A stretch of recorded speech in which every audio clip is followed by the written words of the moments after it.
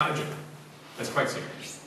And it's the same as, I was a rock and roll fan. And I grew up listening to rock and roll as a kid. And you listen to Pat Boone singing Shaboom. You know, get a job, okay.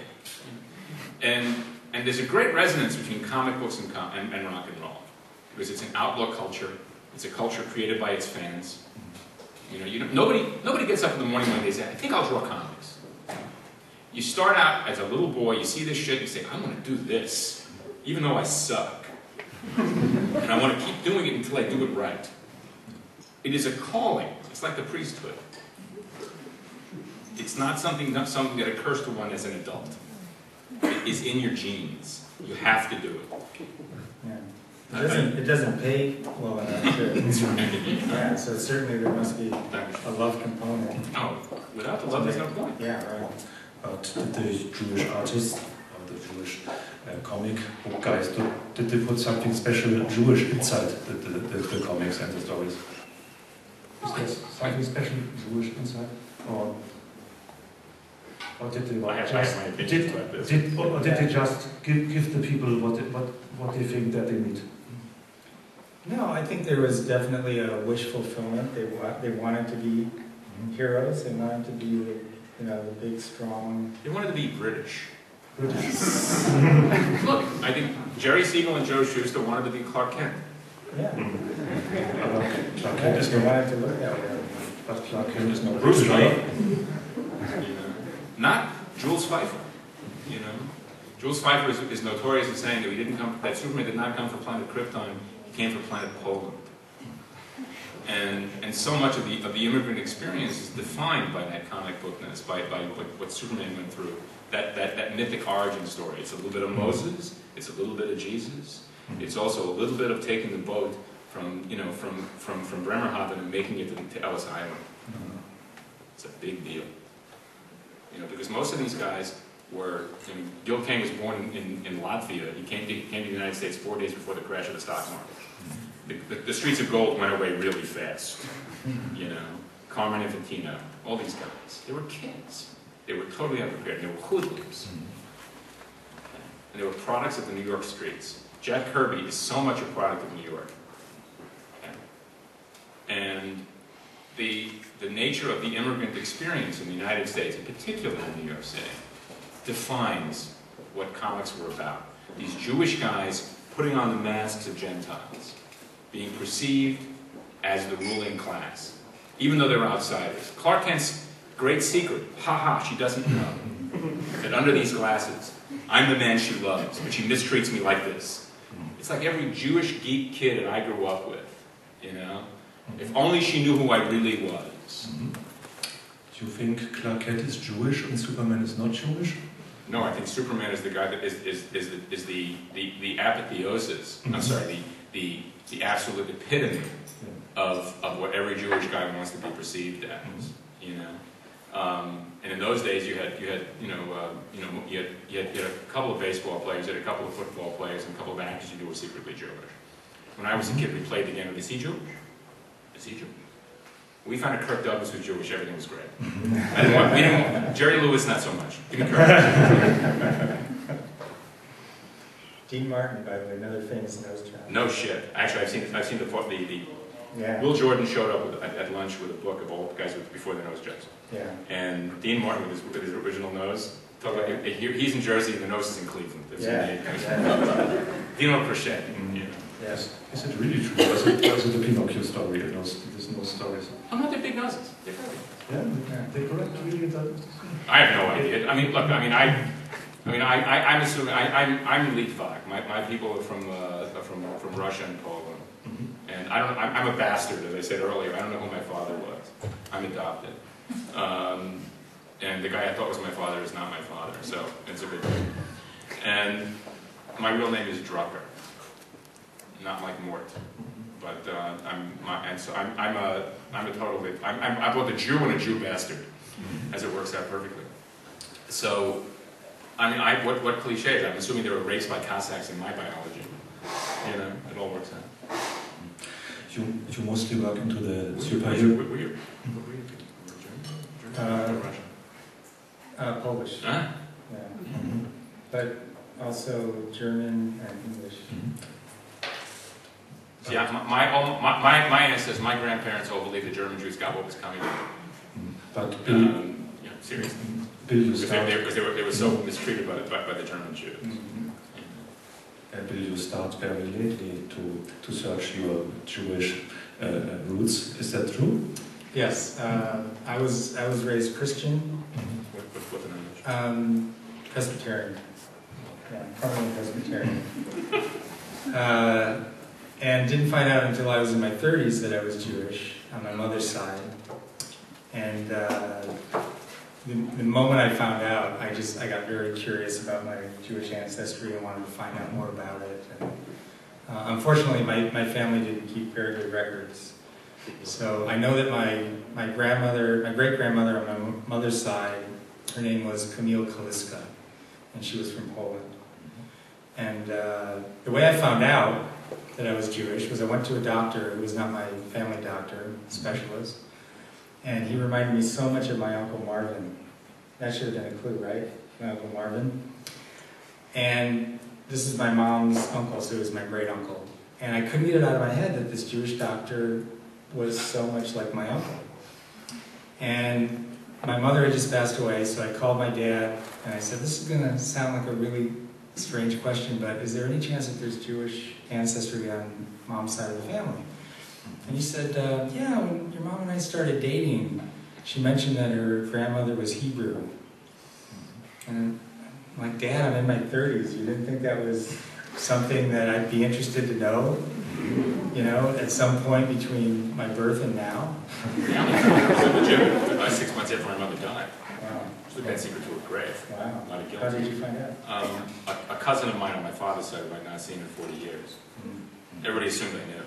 So, the generation before us was so obviously terrified and shamed by their behaviors. Yeah. We had no shame whatsoever. I mean, we were post-dignity. And did it change very much in you when you knew that you? Oh yeah, there was something inside of me that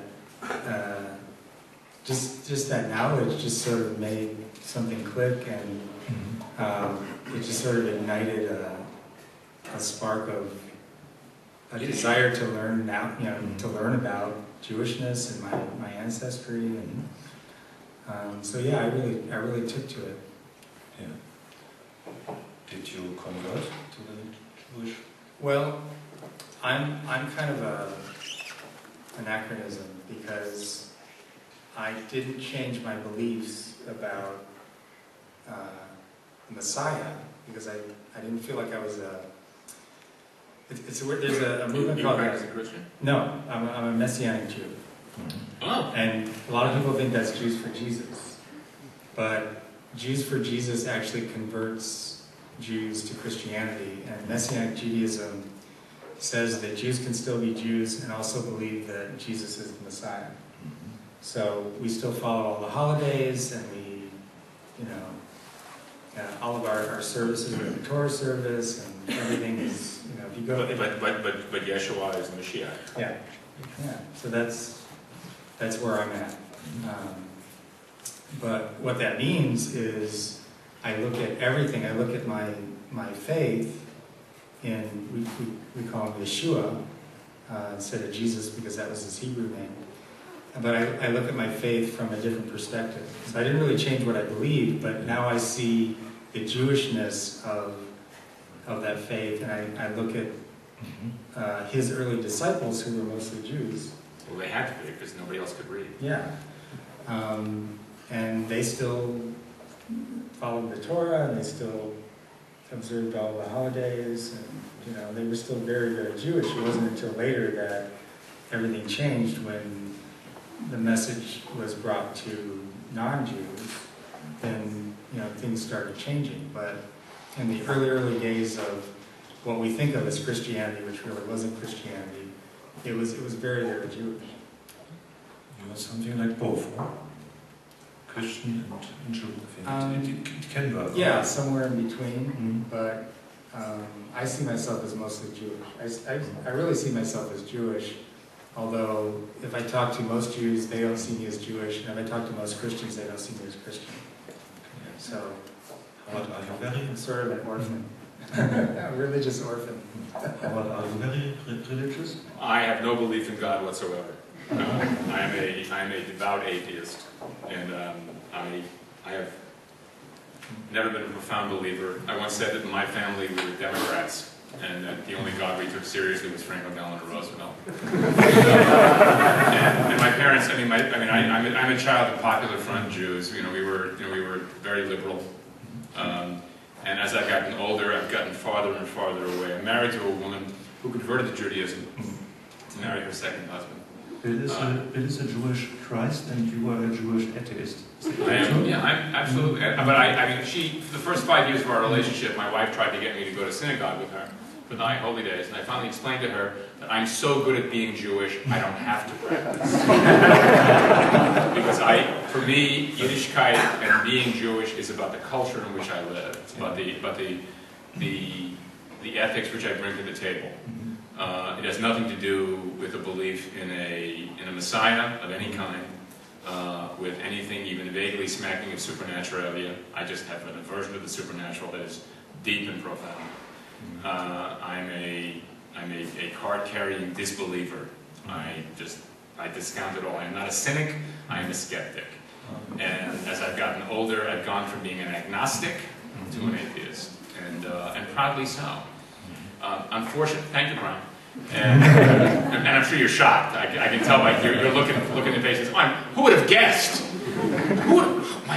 My God!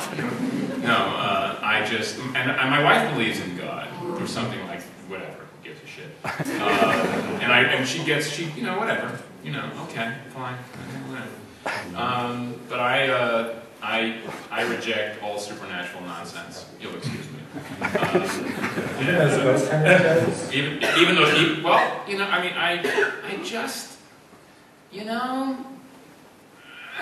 come on, really now. When I was 10 years old, and I was on the line to see the Ten Commandments by Cecil B. DeMille, and at the Loews Pitkin Theater in Brooklyn.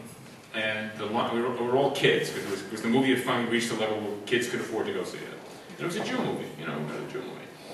And the story rushes up to the line of all us kids that Carl Schweitzer, who played Alfalfa Schweitzer in the Little Rascals movies, had been killed.